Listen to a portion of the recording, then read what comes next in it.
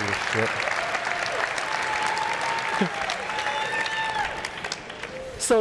So it's okay to do that at South by Southwest, but not at a Mavericks game? Is it? No, you can do wherever you damn well please. I don't give a shit.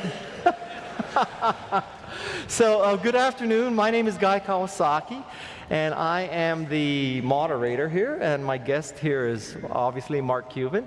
And I view the role of a moderator is to, just make Mark as dynamic and fun and interesting as possible. And miserable, right? So we're going to have a lot of fun today, okay?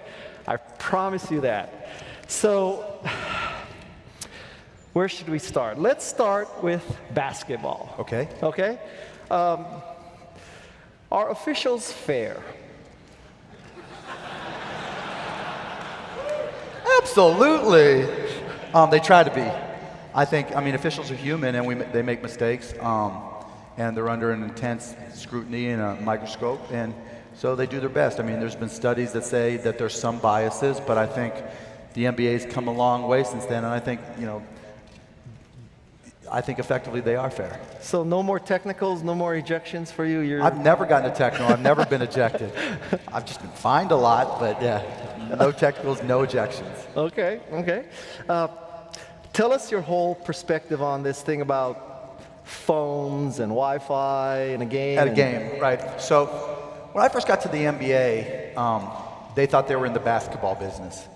And I explained to them very quickly, they didn't like me about it, but I said, look, when you think about the basketball games or football or baseball games you've been to, you don't remember the score, you don't remember jump shots, you don't remember home runs, you don't remember touchdowns.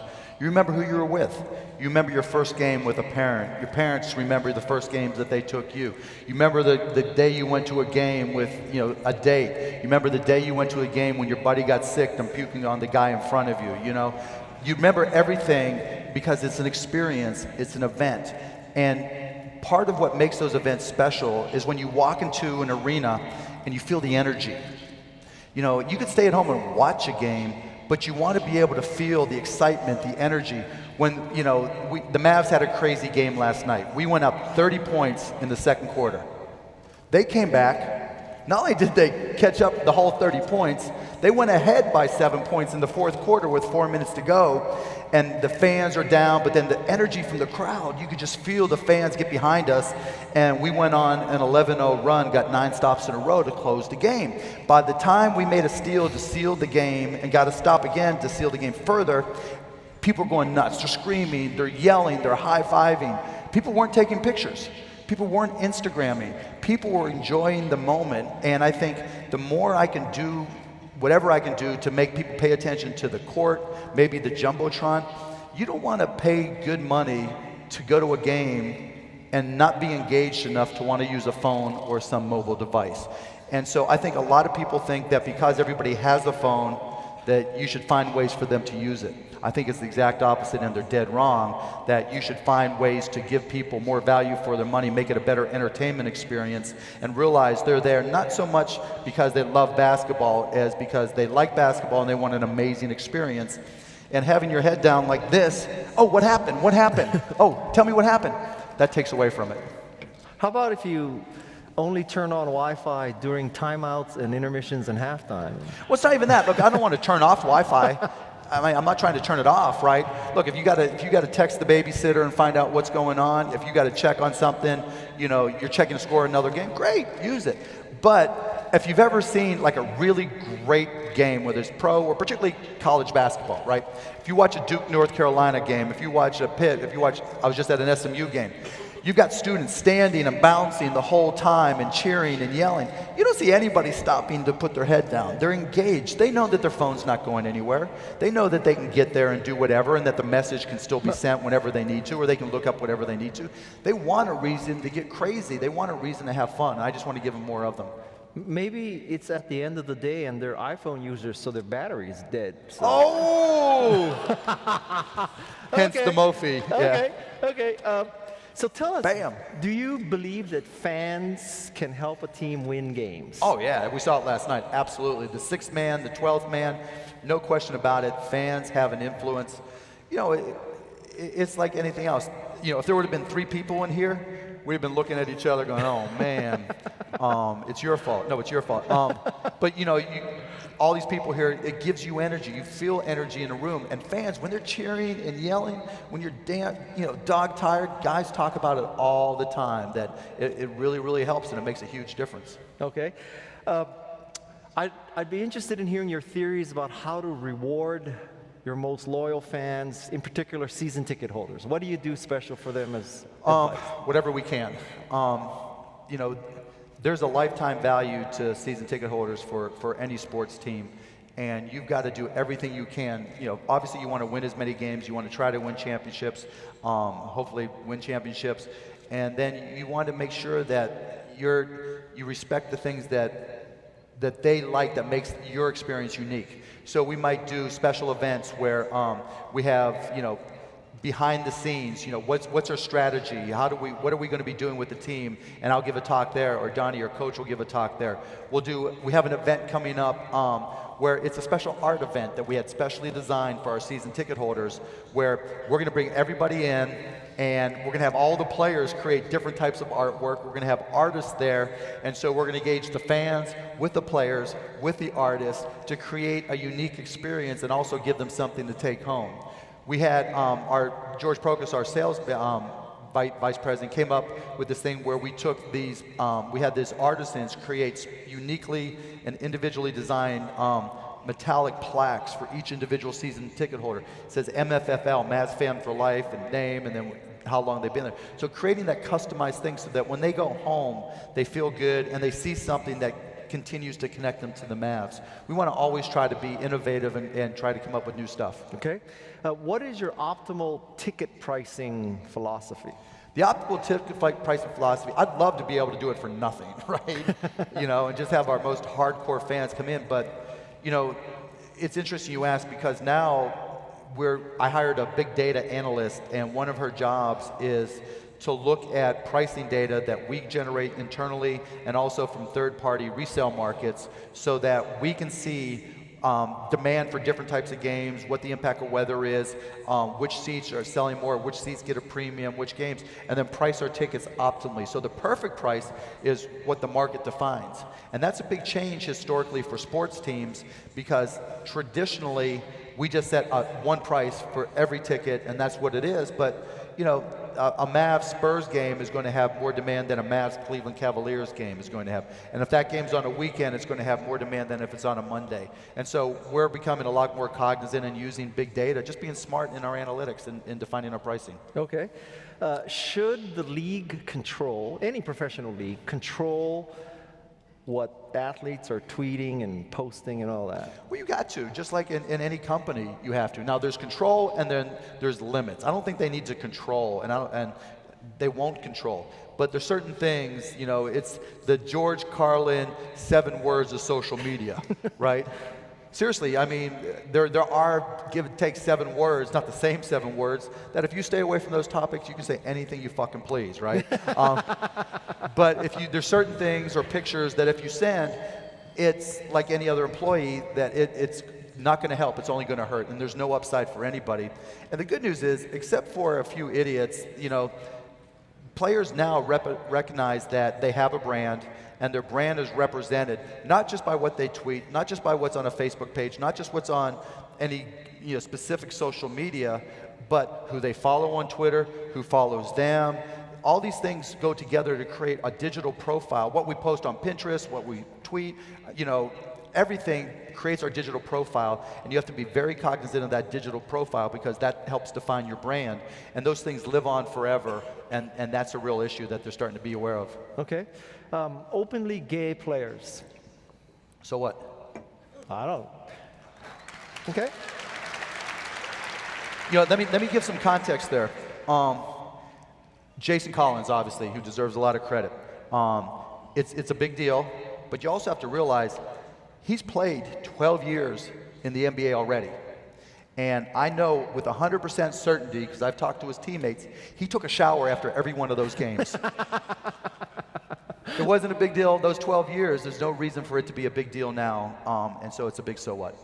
What about this this lobbyist who believes that because the NFL cannot control gay players, the Congress should enact laws to prevent NFL gay players. I mean, you know, there's fucking morons everywhere. I mean, okay. You obviously own a team. Is owning a team a real business, or is it, you know, just billionaires? toys. Yeah. Yeah.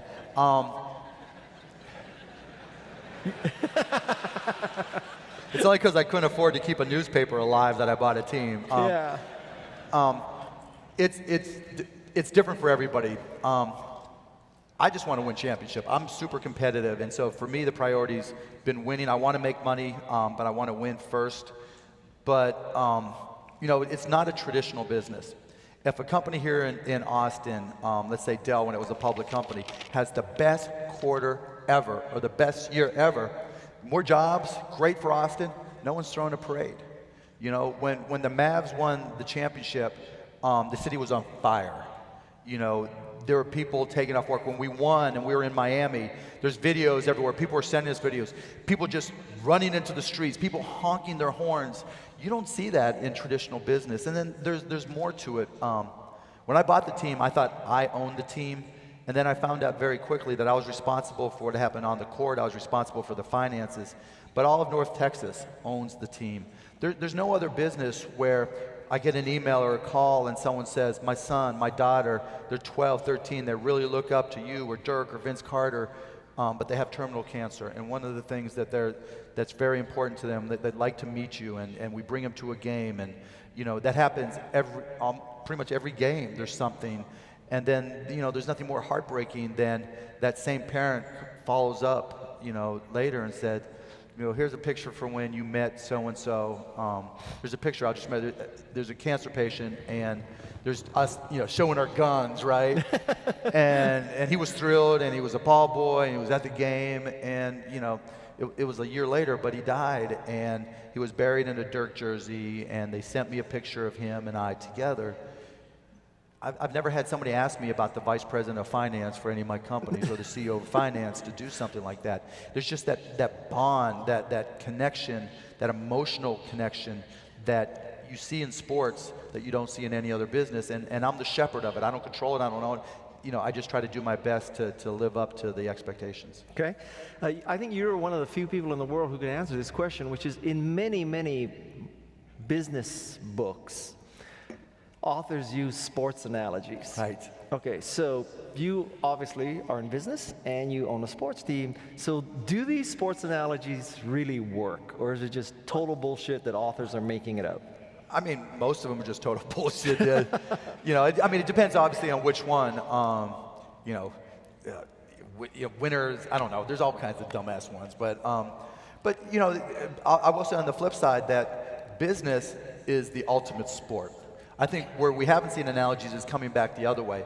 You know, analogy I use from business to the Mavericks, you know, in business, as in sport, the one thing you can control is effort. Doesn't matter what else is going on in your life. Doesn't matter who you're competing with. It doesn't matter what class you're in, what business you've just started, what sport you play. The one thing you can control, effort.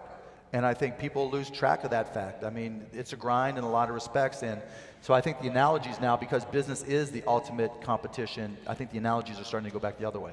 Okay. Shark Tank. Uh-huh. Anybody watch Shark Tank? Yeah.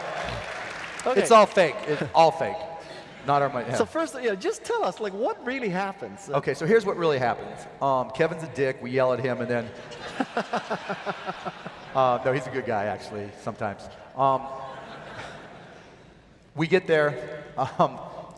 Robert gets there. We're supposed to be on set about 8 o'clock in the morning. We shoot 9 days in June and 9 days in September. That's it.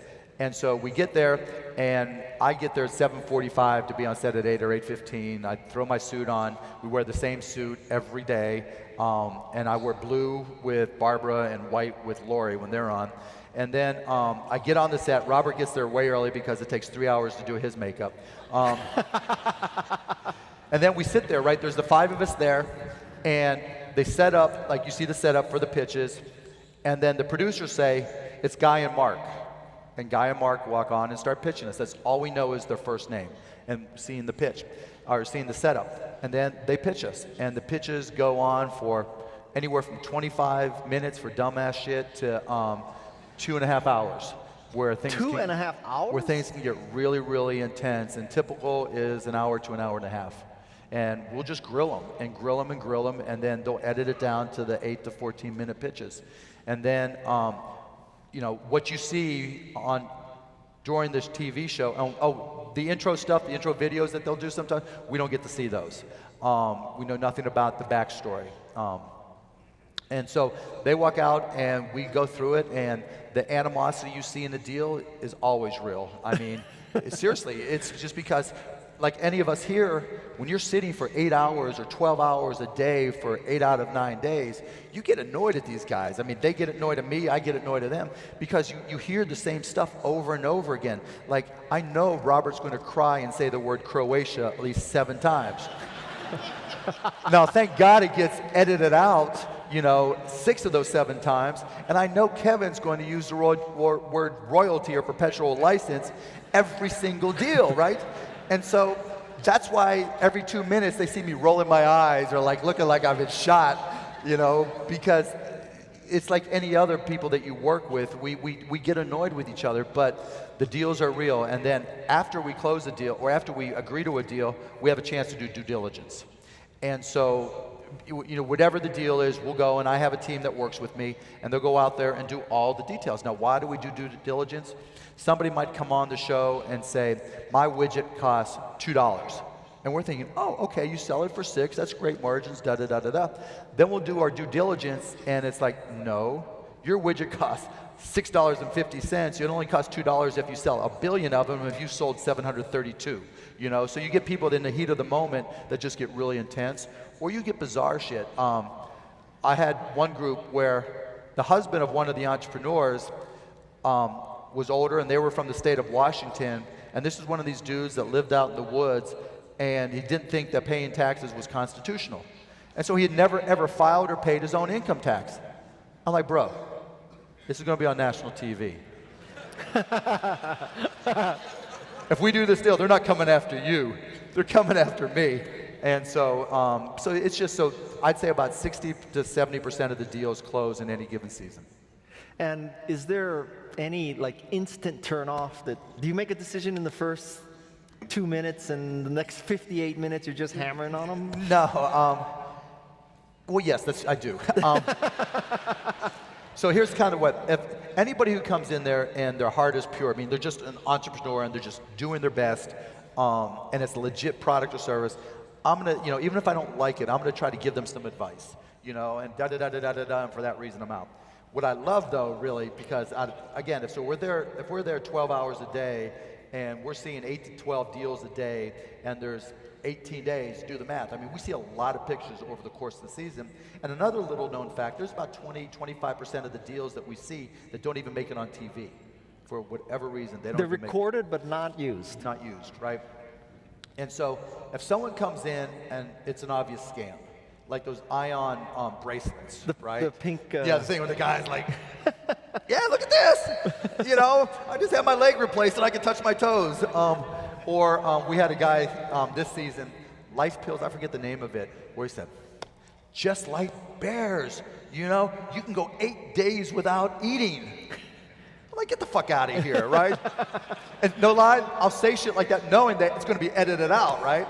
And because they're just so out of it, and it's just like, did you really think we're going to believe that? Well, why did the producer let it get that far? Because he knew that's what we were going to do, and he wanted those. Okay. Remember, it's still TV, and you've got to be able to have like the what were they thinking, or this is a scam, and it's also part of our branding, because when the sharks, we're sharks, right? And we're supposed to be able to see through bullshit, and that's an example of us crushing them. Okay, so now, yeah.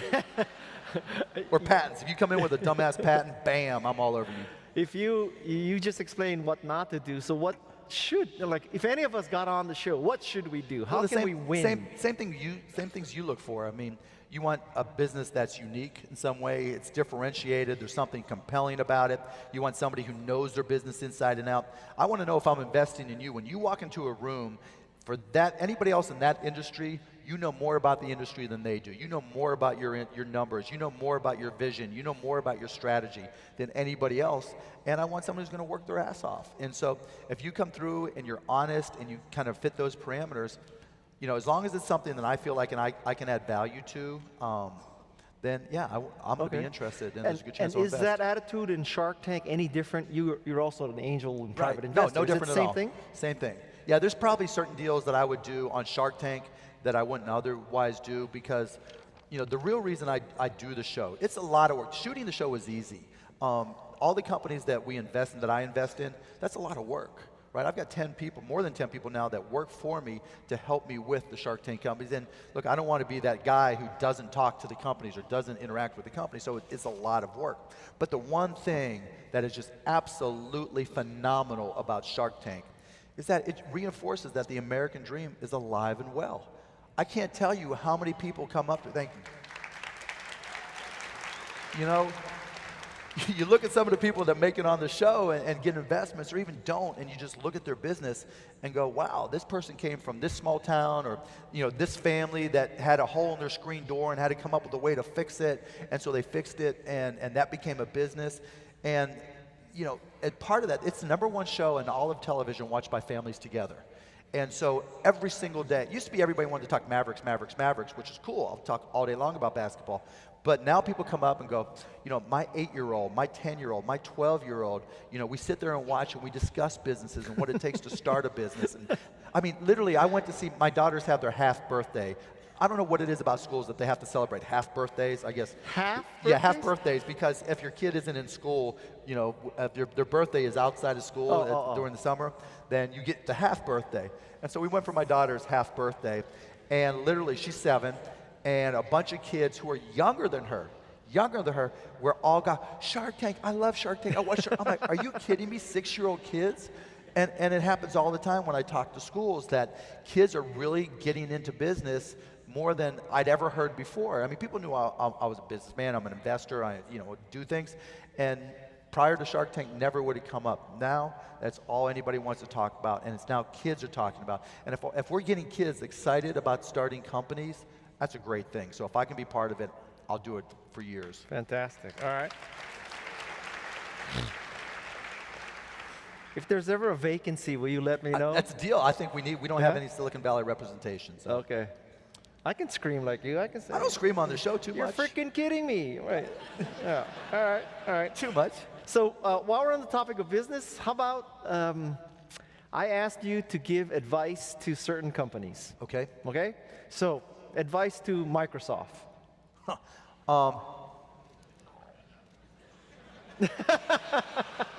I think, you know what? I think they've got to take chances and go and not be afraid to do small things and see if they turn big. I think what happens now, maybe with the exception of Apple, more great things start off small than try to start off big. And I think Microsoft, with their research labs, has all kinds of cool shit, right? But they think unless it's going to move the needle on their top line, their revenue, or their bottom line, they don't touch it. I think they need to start throwing a lot of shit against the wall and see if something germinates. And they're afraid to do that, and I think that's their biggest problem right now. Okay, BlackBerry. Take whatever offer you can. Call the WhatsApp guys and see if they're busy. Okay, Nokia. I actually like the Nokia phones, but now they got to pray that Microsoft does something good, right? Yeah. I like the cameras in them, and I actually like Windows operating system for phones. No. Oh, I do. No. I've used it a bunch as a backup phone because it's one thumb. One thumb does everything. And I had an HTC smaller version. I didn't like it as much on the Nokia, but I could do everything with one thumb, but it just didn't have the apps. So all that said, I think Nokia, it's going to be interesting to see how Microsoft integrates them, but I have no clue. Okay. How about we talk about insider trading? What Sure. happened there? What was the story? The government tried to fuck them, and I bent them over and spanked them. Could you translate what you just Sure. said? bam, bam. Did you like it? So in 2004, there's a stock, Mama.com, and my broker said, wow, this stock just took off. You know what they do? I said, yeah, Mama was basically a front end of search engine, but how they made their money was, they were a meta search engine, but how they made their money was they sold their traffic to Google. So Google didn't have enough traffic back then, so whatever traffic they had, Mama would resell theirs, and it was all cash business. They had, 38 employees, they were making money, beautiful thing. And so I bought enough to have 6% of the company, and so I had to file because it was more than 5%. Along the way, this was in March of 2004, along the way, I saw on a message board, and then someone else had contacted me and said, there's this guy, Irving Cott, who literally was the guy who would feed the shitty-ass stocks to Jordan Belfort, the Wolf of Wall Street. That's who this guy was.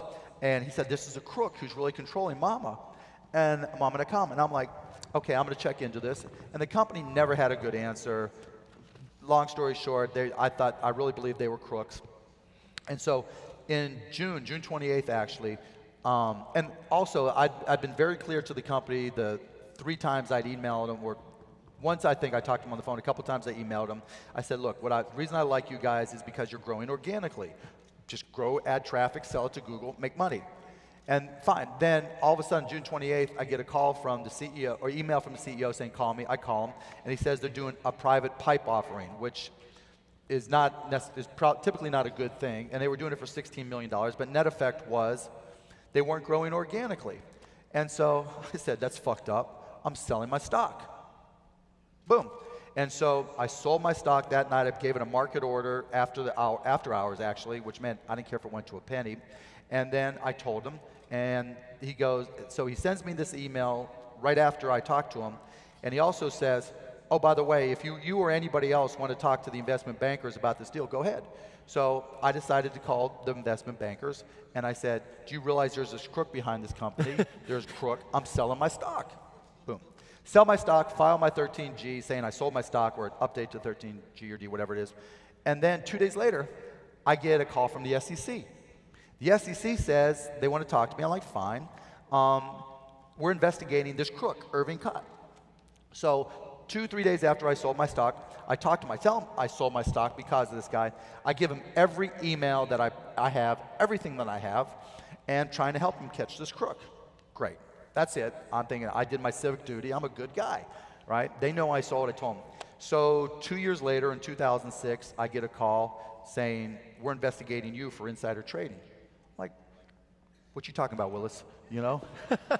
And they're saying, yeah, when you sold your stock, so the CEO calls you, you know that they're doing a pipe, yeah, and then you sell your stock. I'm like, but he didn't tell me I had to keep anything confidential. I told him I was selling my stock, shouldn't be insider trading, right? He told me I can tell anybody. He sent me an email to that effect.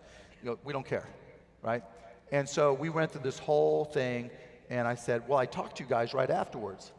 Oh, we can't find those notes. What? So we go through this whole thing, and in 2009, the whole thing gets dismissed. They don't like that, so they come in, they lied to the Fifth Circuit in New Orleans and make up some bullshit, and it gets reinstated. And it goes over this whole thing till we go to trial in November of 2000, or October, when was it? October of 2013. And we go to trial, last few days, then it goes to the jury. The jury takes 3 hours to find me not liable. It's not a guilty or whatever. It's not liable for anything. 3 hours. And in that 3 hours, they went to lunch and took a half-hour break. And the good news out of that was the notes, they found the notes, right before the trial, and the notes confirmed everything that I told them.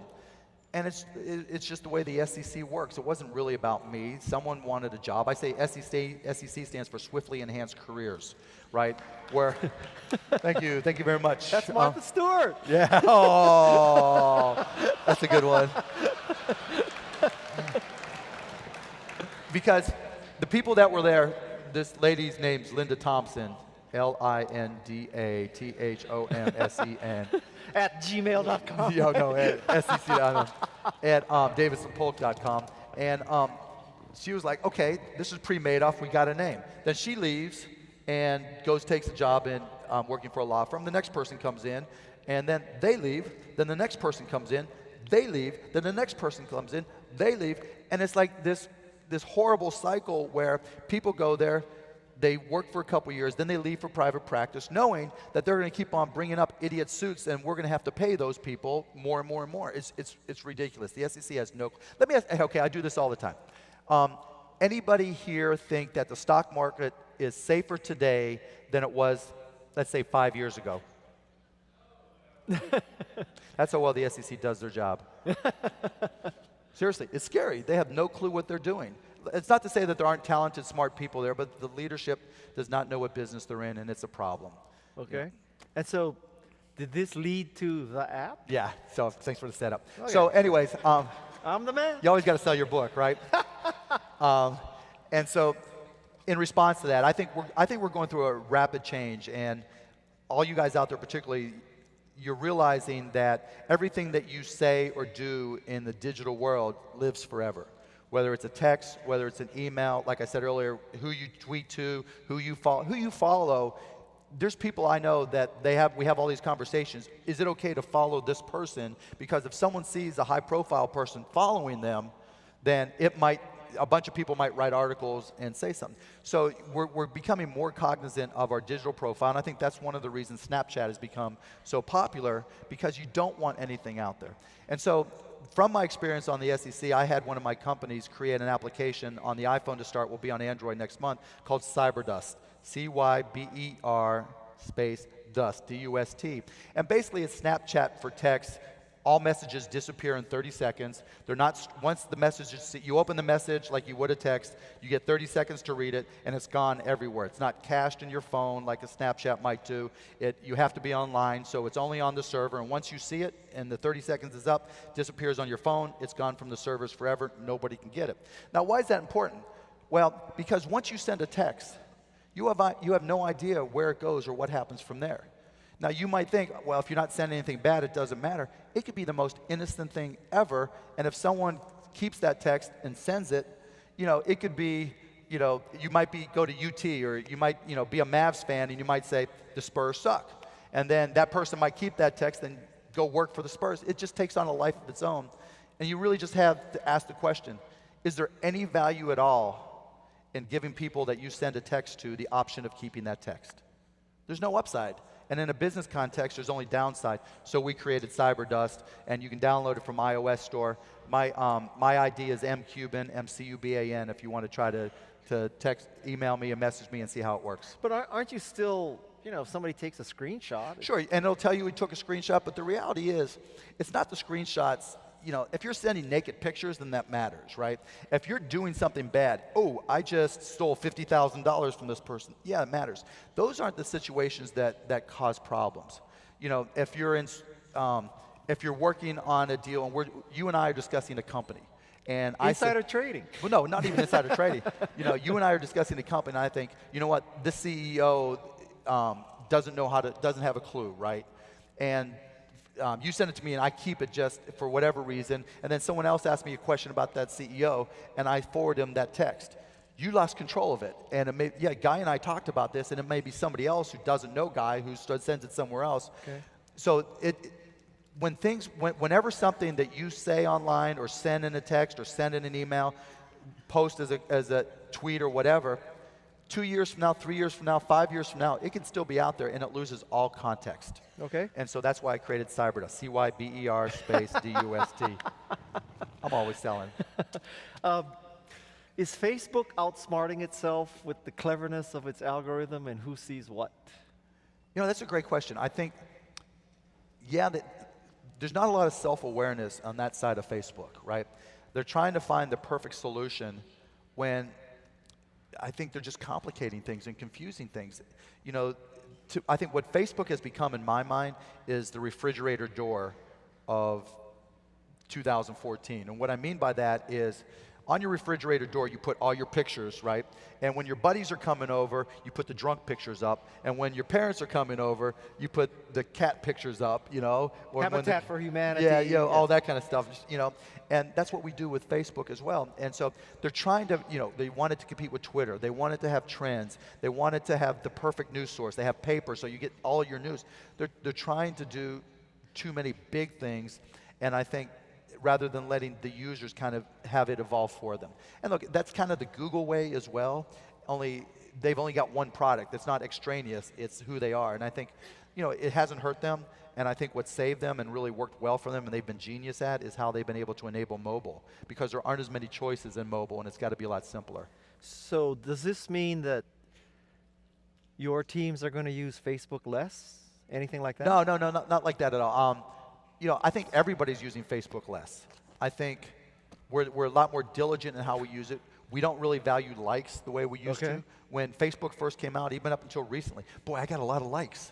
But now there's like inflation. Everybody's got like 1,000 things they like because they wanted to get something free or whatever, or, oh, let's go out tonight. Only, you know, it's like you want to coddle favor with somebody. It doesn't have nearly the value that it used to have. And so I think brands are a lot more diligent in how they use Facebook, and that's important. Okay. I read... But I think you... Microsoft Windows microphone. There you So, I read a very interesting theory from you about if you are graduating high school and you go to college, will your college still be in business when at the end of 4 years? So, pretend that you're talking to a group of people at just about to graduate from high school. What's your advice? My advice to a junior or about to be senior in high school is go to the cheapest school possible to get your freshman and maybe sophomore classes. You don't need to go to Harvard. Harvard, you know, introduction to writing and freshman English and freshman sociology. Okay, you can make an argument it's going to be better than, you know, Joe Blow Junior College or community college, but the reality is you have to weigh that against if you're paying for your school, or more importantly, if you're borrowing money for your school, do you want to be saddled with $40, $50, $80, $100,000 in debt? I'll give up, you know, the incremental value of freshman English at a great school to not have the stress, you know, just physically on you and your family. And I think all that's going to change. Like, I went to Indiana. I love Indiana. I always recommend going to Indiana. Hoosiers.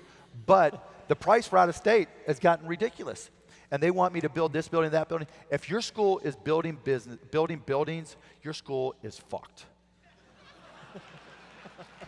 But every school is building buildings. Exactly. That's my point of my post. It's like the newspaper industry, right? More printing presses, more big buildings, right? Makes us look grander. We have brains that we're putting them out there. There's a point of diminishing returns in terms of what it's worth for a college education and how much debt you're willing to saddle yourself with. I mean, $40,000 in debt, that's a shitload of money. I don't want $40,000 in debt. You know, it's just, I think decision points have got to be different. Schools have got more administrators making over $200,000 a year than they have profs. You know, and then the people that they're saying are the greatest educators that you can get, and you're getting all your money's worth here, they're paying $1,500, $2,000, $5,000 a class. And those people have to have other jobs. And so there's just, you and I both do the same thing. We look for industries that are ripe for disruption because they do things the way they've always done them. And I think universities, four-year universities, are doing it, and it's a real problem. And so I told IU that I will not do anything that involves buildings. And I've told other, you know, universities and organizations the same thing. You know, I'd rather see you implode all those. I mean, think of the sociology building, the business building, the psychology building. What's different in any of the classrooms? Okay, you got a desk, you got something on the wall, you got, you know, audiovisual materials, computer, Wi-Fi, video conferencing, whatever. You don't need a special building so, you know, the psych professors can, because they have beards and they need different grooming things in the bathrooms.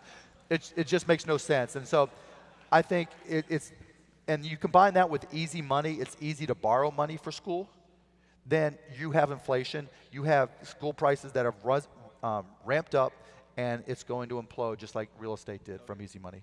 You probably wouldn't fund building a library, huh? No. Okay, just checking. Now let's pretend that you're just about to graduate from college. Right. What's the advice? You don't need the perfect job. You know, part of the problem is you probably have $100,000 of debt, right? And you got to pay off for all that shit.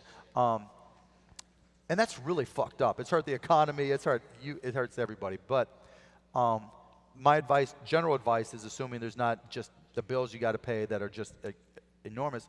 Is you paid all that money to learn. Now here's your chance to get paid to learn, and you don't need the perfect job. You need to get a job where you can make some money, but also where you can learn and add it to your portfolio of knowledge, add it to your foundation, because as much as we want to think that we know exactly what our mission in life is and what our chosen profession is going to be at 22, hell no. There's just no chance that the 30-year-old or even the 25-year-old is going to look back at the 21 or 22-year-old you and say, oh, that dude had it all together and knew exactly what was up, right? He's going to look back and go, beer pong, what were you thinking, you know?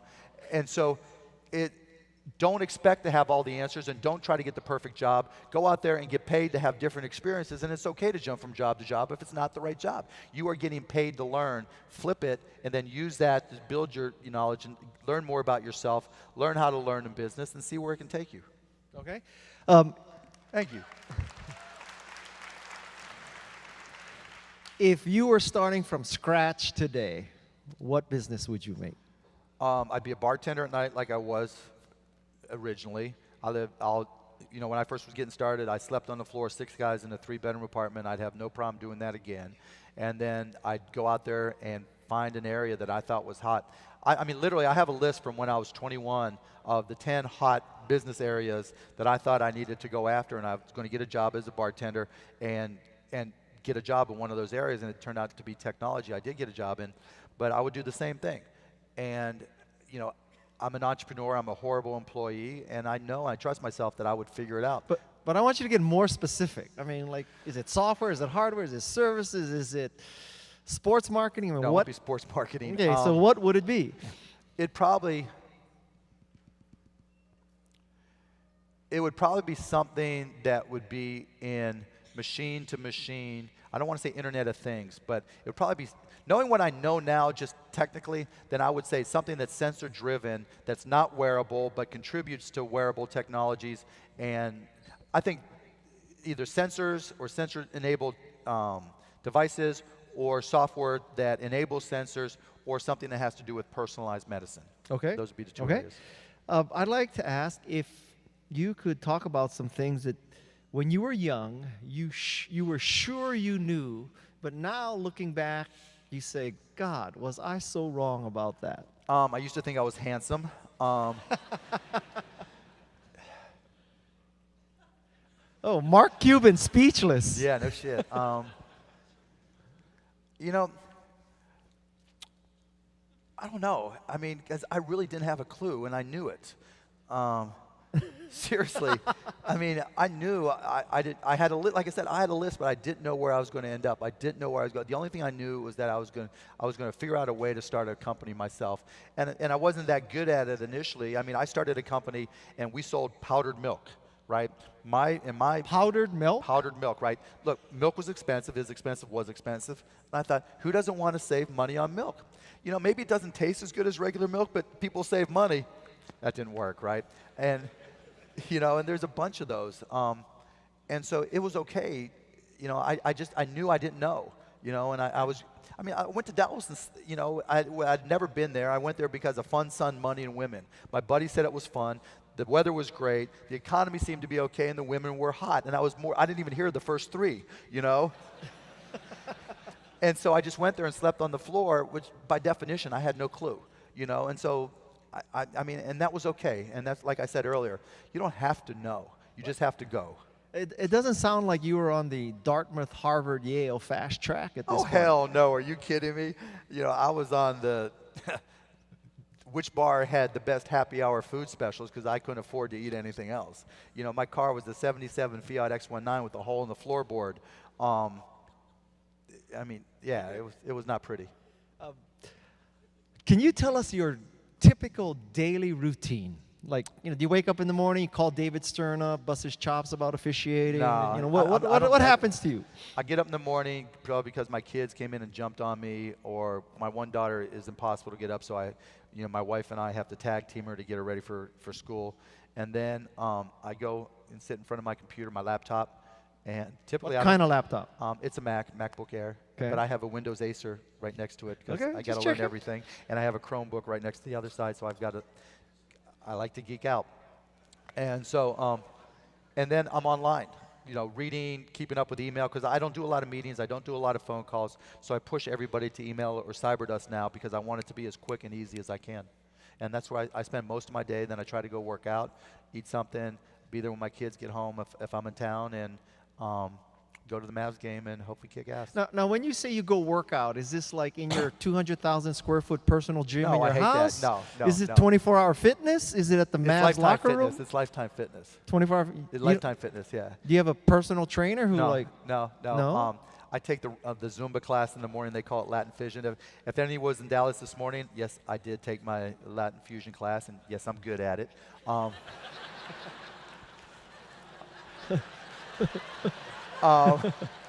Are you wearing Lycra doing this? No. I don't live in Silicon Valley, no. No, but seriously, I don't want to just sit there and work out with a trainer by myself. And actually, this is the same gym I've belonged to since, almost since I moved to Dallas. And I play basketball there. You play basketball at the gym? Yeah, I play pickup with the guys that are there. We play lunchtime, and when I'm in town, I work out. I got my routine. People are used to seeing me there, and it's no big deal. Anybody who knows me, there's no, I liked my life when I was poor. I like my life along the way. Are you still sleeping on the floor, or you got a bed now? Well, my wife's mad at me, but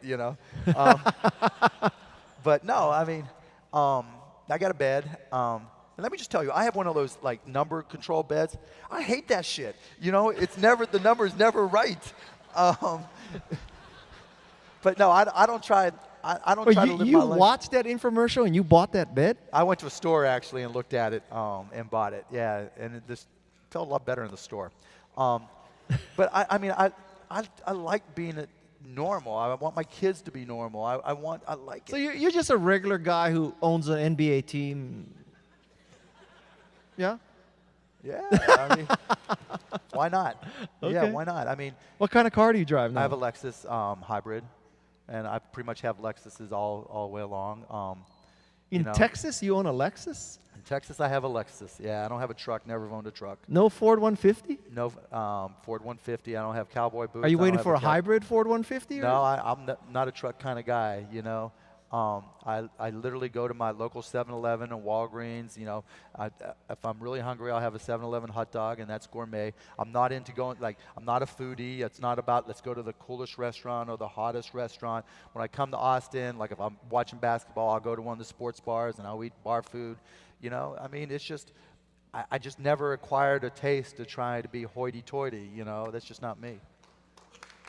All right. So, I see a question here from Twitter. What is your one personal characteristic that has helped you most in your entrepreneurial journey? I'd say two. One, I'm super competitive. I hate to lose. And two, I'm relentless. I mean, I'm the guy. I mean, I remember my first company, Micro Solutions. I'd buy a bucket of ribs, and we did system integration, and I wrote software. I'd buy a bucket of ribs, and that ribs I would just eat as I would write software. And I'd be there, and all of a sudden, it'd be 36 hours later, or I'd lose track of days just because I just get so focused and so involved in it. That's what I do, and I still, I read the Hadoop manual and learned a little bit about Pig Latin, and I just want to keep up, right? And so that's probably my biggest strength. Okay. Another Twitter question. What was your best mistake, and when did you realize it was a good thing? So. My best mistake, that's a great question. Probably buying the Mavs. Everybody told me I was an idiot. And why? Just because we were the worst team in all professional sports. And that's what everybody said. And I had paid the highest price for a sports team up until that point. And everybody said I was a moron. The second thing, the other time was when we sold to Yahoo, it was for 28 million shares of stock. and I immediately collared my stock to protect it on the downside. Now, this was not when the internet stock market was cratering.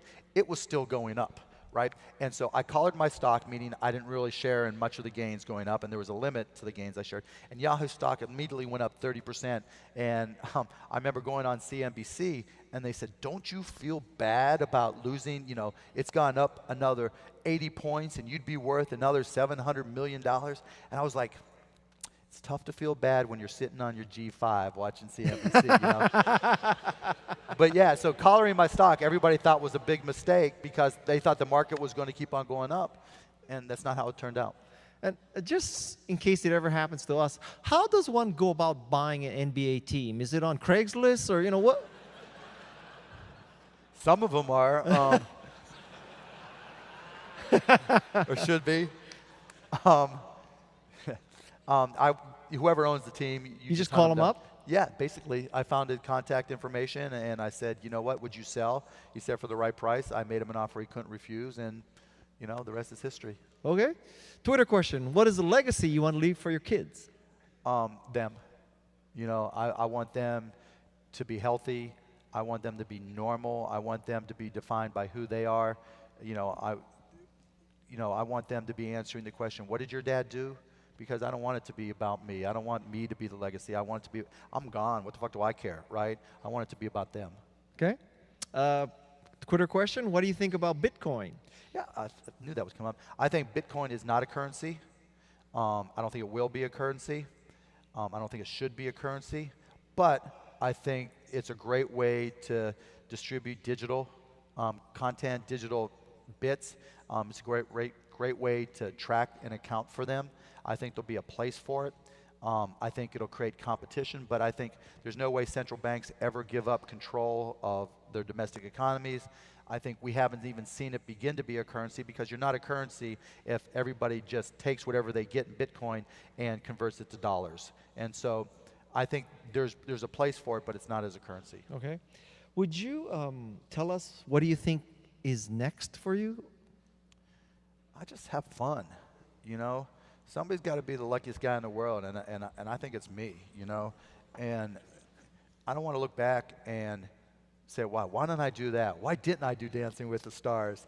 Why, you know, why didn't I do Shark Tank? Why didn't I do this? Why didn't I do that? I just want to experience it, and experience with my family, and, you know, and just compete and have fun and learn and just see where life takes me. I don't have like, here's the one more thing I have to do, or here's the bucket list thing I have to do.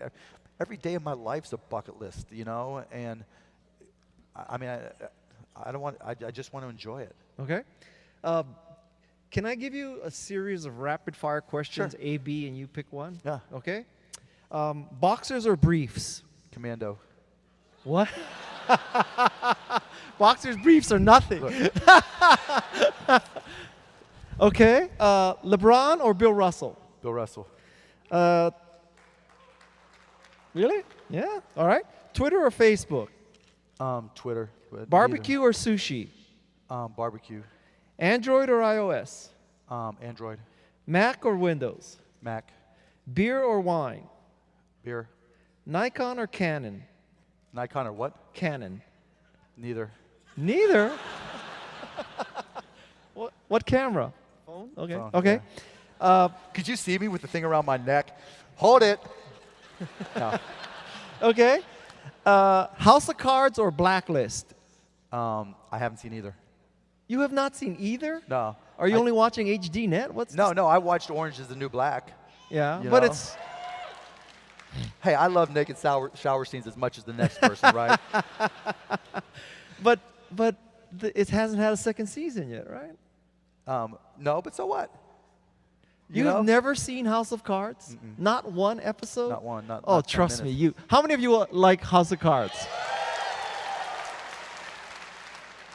Look, it's not that here. Okay, actually, it stares me. The thing about Netflix, right? I love Netflix, but they're on when you bring up the screen, right? There's House of Cards, Orange is the New Black, Law and Order because it's me, right? And I always fall asleep to Law and Order, and then my kids stuff. But it's the same shows over and over and over again. And so I know that if I get into House of Cards, it's going to be great. But then that's a lot of time, right? And so it's more a question, not a question, would I like it? I think I would, but am I willing to commit the time to watch it and everything? Well, you commit the time to Orange is the New Black. Not really. I just go to the naked scenes and just. So you only watch the shower scenes. Well, there's other naked scenes I watched. Okay. Sean Connery or Daniel Craig? Sean Connery. Audi or Mercedes? Mercedes. Verizon or AT&T? AT&T. Oh, so we know everything we need to know about Mark Cuban. All right, all right. How about wrapping up kind of, we'll take some like final tips, and whoever's controlling this Twitter thing, would you flip? I don't like this question. Flip to the next question. Tips, you know, like this is a group of people that want to learn from. You are a freaking success story. So like pass on some of your goodness and your wisdom. Thank you very much. No. I think Austin is a kick-ass town. There's a lot of people here from Silicon Valley, right? A lot of Silicon Valley people here. You know, it's crazy because South by Southwest Interactive has become spring break for San Francisco, you know? It's great. It's true. But I think Silicon Valley is in a tech bubble right now for startup valuations.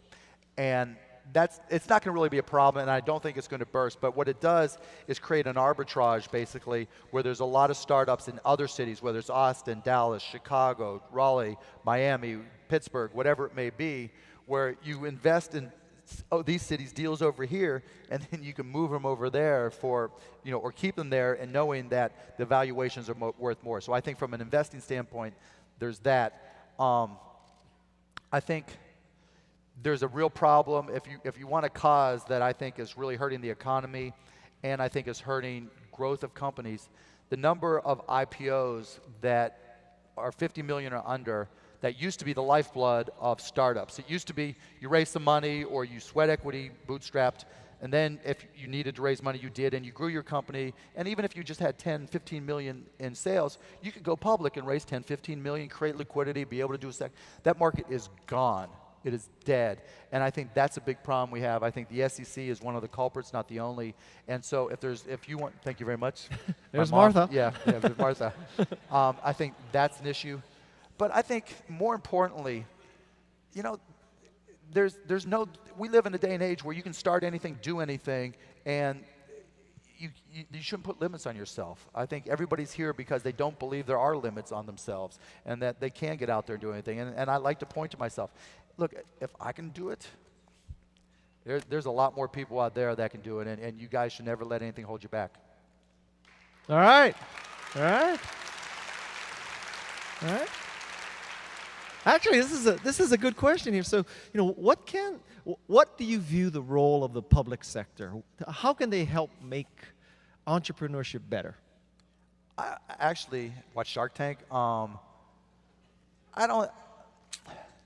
know, when I grew up, I was in junior achievement, and junior achievement is doing really, really well. You were in junior achievement? Yeah, absolutely. I learned more about business from junior achievement than I did in business school. Yeah, it was great. I sold cookie plates, and yeah, I learned how to sell. I learned about a business, and so I think there's a lot of programs. I think one of the challenges and problems that we have in this country, everybody takes every cause as being very personal, and rather than looking for other causes to contribute to or join or become part of, they try to create their own because it's part of them, it's their brand. And I went to the White House, and someone asked me a similar question. I think we need to consolidate the nonprofits in this country by issue, right? And so instead of having 50 different people running 50 different nonprofits and the overhead being ridiculous because, you know, it's in honor of so-and-so, or it's because I want to contribute or I want to do this, consolidate all of them so that you have one or two or three that do more and have more effect. And I think with entrepreneurship, training about it, it's the same thing. There's so many different programs. There's too many programs. But there's enough heart, there's enough contribution that they ought to be consolidated. Okay. So we're out of time. How about one sort of closing remark, closing Cubanism? Cubanism? Smoking Cuban. That's like saying a comedian say something funny. I thought I already said it. Let's party. Let's go. Fair enough. Yeah. Please join me in thanking Mark Cuban. And Guy. Yeah. Mark Cuban. Good job, bud. That was fun. That was good. That was fun. Appreciate it. Thanks, everybody.